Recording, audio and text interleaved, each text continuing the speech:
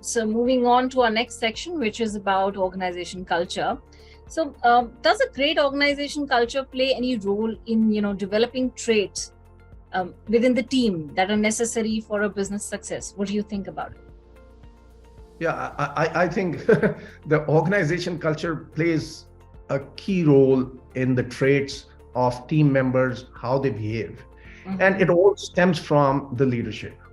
Right. So the culture is not built by ground level people alone. The culture is built by the leaders demonstrating every day how they want you to interact, how they want to ensure that there is no politicking, how they want more collaboration in the team, how they want more open communication in the team, right? So I've always had the mantra. Actually, I've shared that since the very beginning at Magic when I made the first presentation. The mantra says collaboration, innovation, and celebration. And I'm happy to see that everybody in Magic has adopted. Even Aki runs it on all his things. And I genuinely believe in it. So if you create a culture of that sort, where people can collaborate and innovate around it, there'll be enough opportunity to celebrate because it'll always breed success. Every problem requires, different approaches, and how a problem is, addressed in an organization reflects the organization culture. How do you particularly approach, a problem? See, every company has different problems, right? So Magic will have a different set of problems. And every problem has a different way of approaching it. Right. The problem has to be seen in the context of what the problem brings to you on the table. So I think it requires a methodology to kind of address it. You should understand the problem fully. You should spend time in looking at possible solutions around that. And you should not shy away from experimenting some of the solutions, learn from it, and continue to kind of hone on it and improve upon it. So problem solving is a key thing for a successful organization. So if you breed problem solving within your team, you will actually make a much stronger team, which will be building a successful organization down the line. So Nicki, IT companies nowadays are seeing an upswing in attrition rate. How does, as per you, high attrition rate affect a company's growth? And, what are your thoughts on that?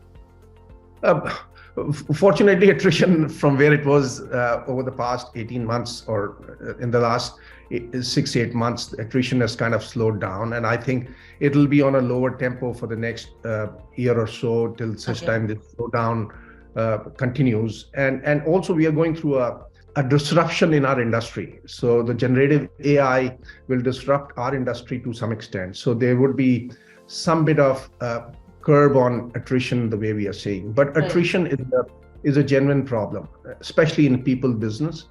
And consulting is a people's business. Because not only high attrition creates high recruitment cost, it creates loss of institutional knowledge. It impacts your employee morale. It impacts your customer branding and customer satisfaction, because coming out of loss of institutional knowledge. So you have to work hard in terms of engaging your employees, creating an environment where they can thrive, with bring openness in it so that they can reach out to management, come up with suggestions, give them chance to experiment their creative solutions and learn from it. So again, it stems down to the culture part of it. If you build a strong culture, you will hopefully have lower attrition, and you will build a stronger brand, have higher customer satisfaction, blah, blah, blah, which comes out of it. That's my thought. And actually we work hard in terms of all our companies to kind of try and build a culture where people feel safe and people feel loved. So Nicki, currently you are associated with Magic as an investor partner and as a board member. But how did Magic happen? Interestingly, so in 2014, when we formed Soulmark, right, the whole idea was we put together our fund, and the idea was to go and find organizations which are founder-led, profitable, but struggling to grow. And in that search, we came across Magic. It was founder led. The founder had been running it for past 20 years.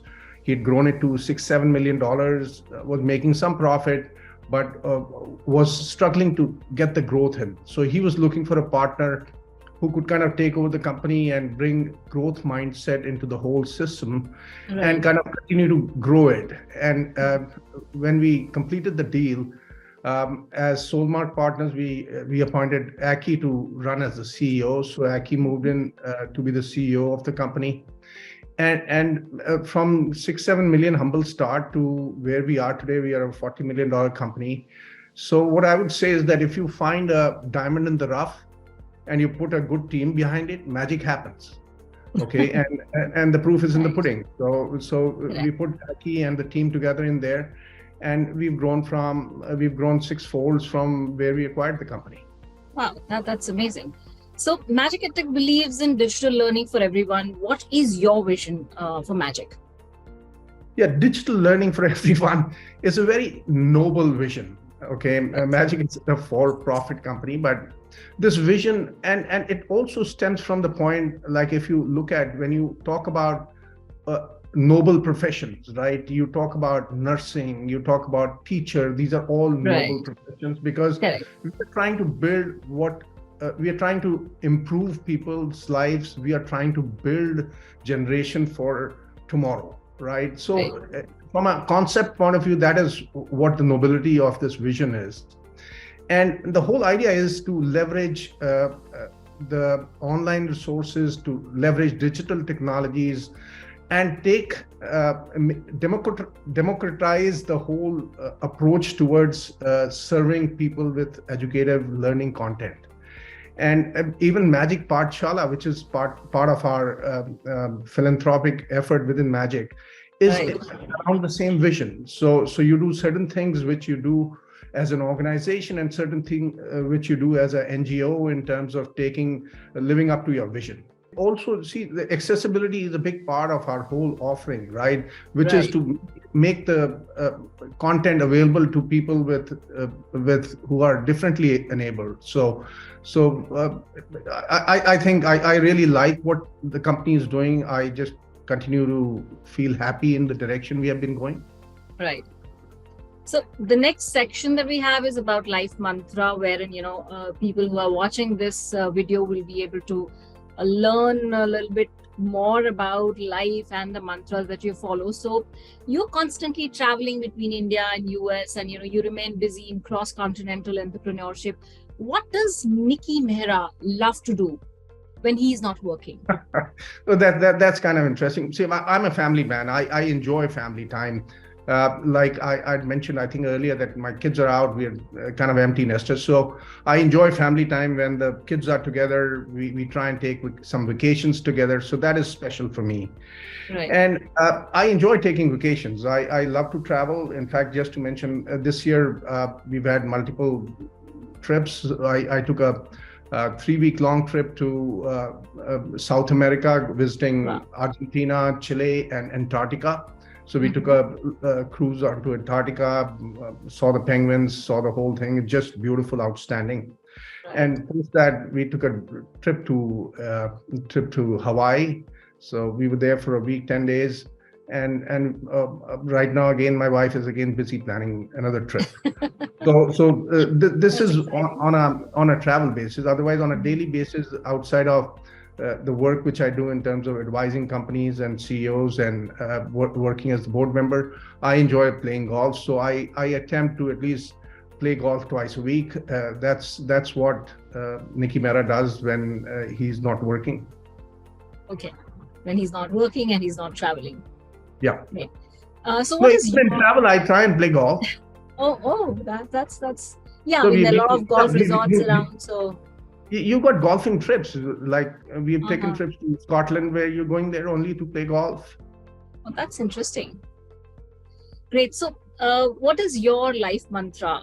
Something that you live by each day of your life? First thing which I say is just learn to embrace the journey. Okay, people get kind of just fixated on the end result, and they forget to smell the roses. So it is important to kind of enjoy the journey, Right. and not get solely focused on the end result. You need to find joy and growth in every step.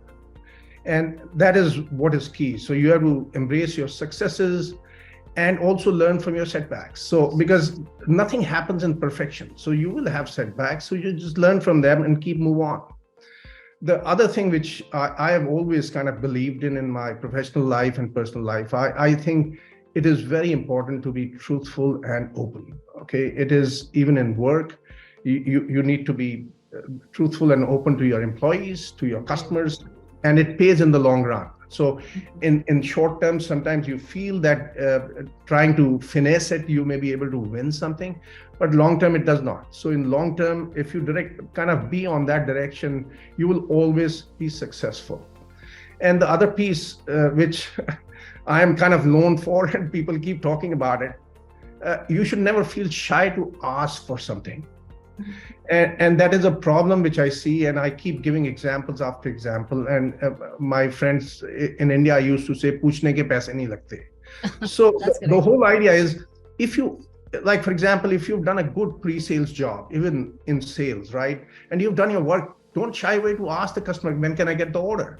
Because if you don't ask that question, maybe your competitor will ask it and he will take the order. So just be upfront. If you don't understand something, ask the person, could you please explain it? And even a simplistic term I keep telling, and Aki laughs at it, is if you're checking into a hotel, you can very nicely ask the receptionist, is it possible that can I get an upgrade? And I can assure you, you'll be surprised how many times they will be obliging to give you an upgrade for no cost. So it doesn't ask you to get anything. So so attempt to ask, be open, be truthful. I think these are the key things which I live by, and I just try and keep my life simple. So there's a concept of KISS, keep it simple. So right. And these life mantras, I'm sure if whoever's watching, if they live by these life mantras, I'm sure it's going to be a great yeah, it's worked for me. It's worked for me. Hopefully it'll work for others as well. Yes. We have reached the last question, which is about if there's any book or any podcast that you've recently consumed or read, that you would like to recommend to our viewers. First, I've never been an avid reader. So I and for the last 10, 12 years, I've actually moved to audiobooks and podcasts because it helps you kind of leverage your time better. You can listen to it while driving, you can listen to it while doing some workout. So I've been more on that. And in terms of the podcast, which I typically kind of listen to, is Economist.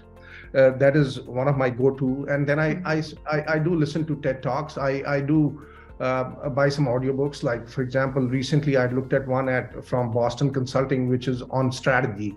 Very interesting, very, very nice for people to kind of get an idea in terms of some important concepts around business management and strategy.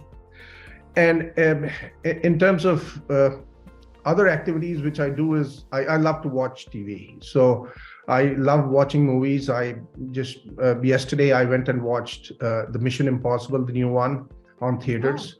Otherwise, I do a lot of binge TV watching with my wife. Both of us really enjoy it. We watch shows from a Hollywood concept, would be shows like Yellowstone, shows like The Night Agent. And I watch Hindi shows as well. I love watching Hindi movies.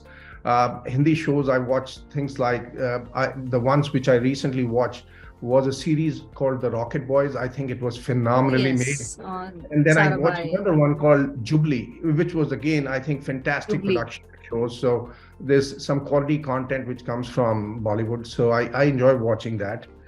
That's in summation what I do in terms of reading and watching for entertainment. Great. So this brings us to the end of our engaging conversation. Thank you so much, Nicki, for taking out time for us and talking to us. Thanks. No, it's been my pleasure. I enjoy doing my work as a board member at Magic, and I wish you and the team the very best. And you're on the right path, and I'm sure you will all see a great end to this journey. Thank you. Thanks for your time. Thank you very much.